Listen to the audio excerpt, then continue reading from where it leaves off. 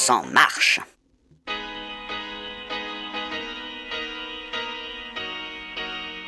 Que l'urgence écologique est un appel à l'urgence d'agir.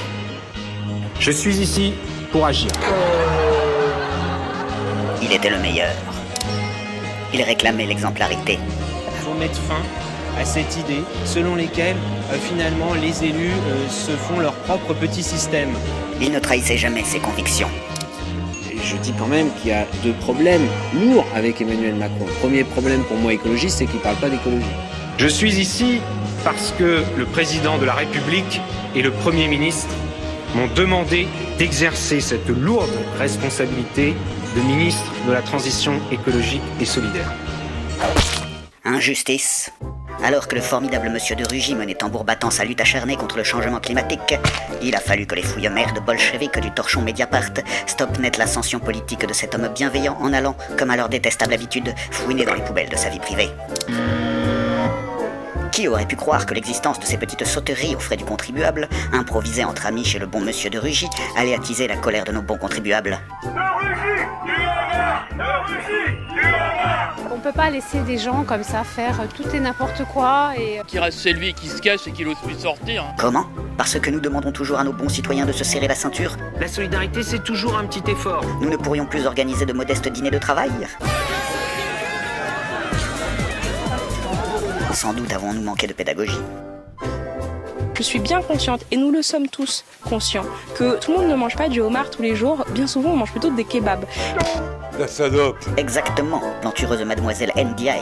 C'est un effort de tous les instants qui est demandé à nos représentants pour expliquer respectueusement à la populace démunie que, à l'instar de cet appétissant kebab, il ne faut pas avoir d'a priori négatif sur le homard qui est un mets délicieux, même s'il faut éviter de l'accompagner de sauce samouraï.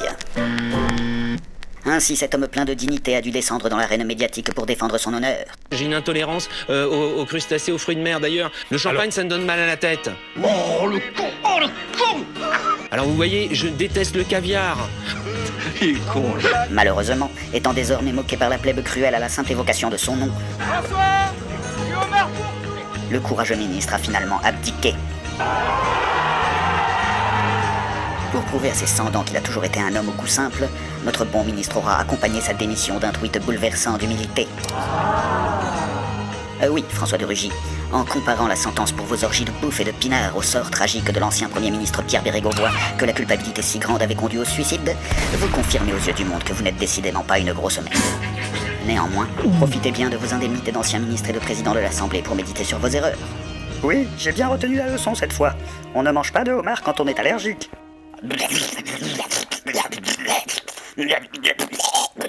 Bref, ne parlons plus de cet incident. Que dites-vous? Le ministère de l'écologie. Ah oui, le changement climatique, c'est ça. La catastrophe qui s'annoncerait, la montée des eaux et la disparition de la biodiversité, ce genre de choses. Bien entendu qu'on s'en occupe. D'ailleurs, pour succéder au recyclable monsieur de Rugy au poste de joueur de pipeau, notre clairvoyant président a tout de suite réagi en nommant officiellement cette courgette au poste tant convoité de ministre de l'écologie, numéro 2 du gouvernement. À coup sûr, cette légumineuse s'occupera de la planète en signant le CETA et tous les autres accords de libre-échange à venir. Mais personne n'osera l'accuser de faire du greenwashing puisqu'elle va très bientôt faire un selfie avec la jeune Greta Thunberg.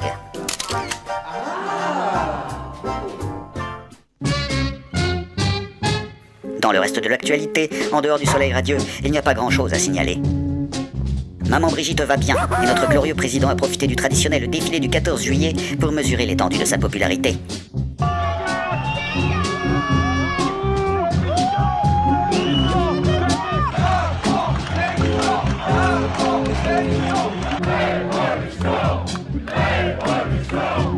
Si vous avez entendu quelques sifflets provocateurs ou autres hurlements de colère, ne doutez pas. Il s'agissait bien entendu d'actes isolés visant à salir l'honneur de nos courageux soldats. Mais cela ne pouvait être en aucun cas des invectives à l'égard de notre bienveillant leader à propos de sa gestion autoritaire du pays.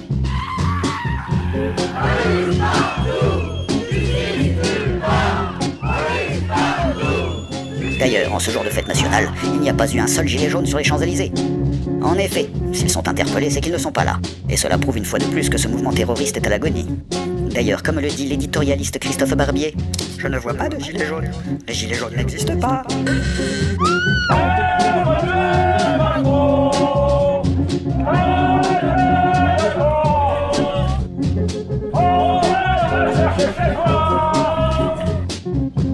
Dites-vous bien que, quel que soit votre nouveau mode d'action violent, nos bons gardiens de la paix seront là pour vous empêcher de nuire à la République.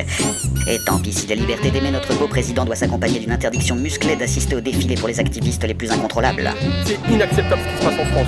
On a les moyens, tout va bien, on soutient.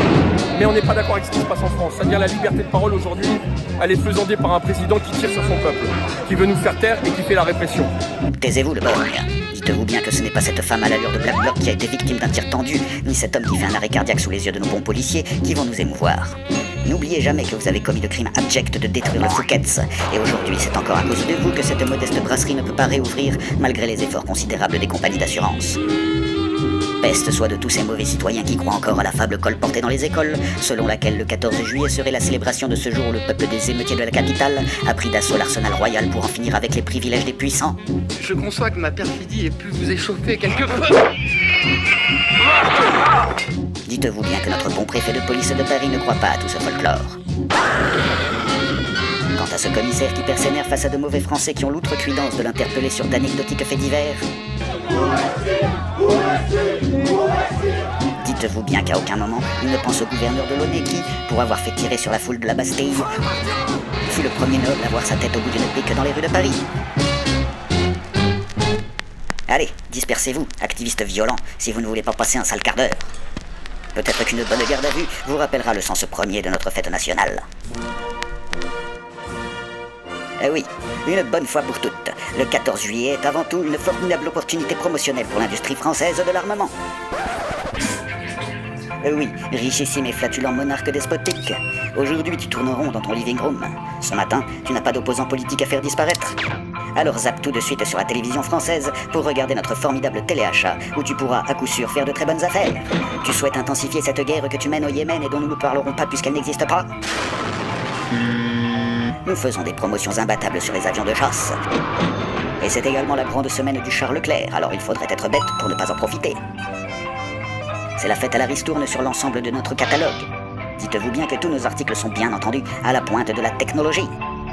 N'avez-vous pas besoin d'un exosquelette? Ou alors peut-être un cyberchien? Sachez que nous avons en stock tout un lot de formidables appareils ménagers autonomes. N'auriez-vous pas besoin de cette pelle de jardin machine à raclette multifonction? Dites-vous que cette sonde anale à roulette Made in France est l'article qui fera à coup sûr parler tous les prisonniers politiques, vous épargnant ainsi un temps de torture considérable. Et si vous êtes fan de Star Wars, sachez que notre téléachat vous propose une panoplie complète de goodies et de costumes d'Ewok pour revivre la terrible bataille d'Andorre. Toujours pas convaincu? Vous hésitez encore à profiter de nos bonnes affaires? Alors accrochez votre ceinture, car la boutique France ne vous propose rien de moins que Étron Volant, nom de code de ce prototype de soldat à propulsion qui va révolutionner la pratique de l'art de la guerre dans les prochaines décennies. Alors, bluffez? Allons, ne faites pas comme si vous ne saviez pas que, pour vos guerres hors de vos frontières, mais également pour assurer votre autorité face à un peuple en colère, vous pourrez toujours compter sur le savoir-faire de l'industrie française de l'armement pour vous offrir les solutions du futur.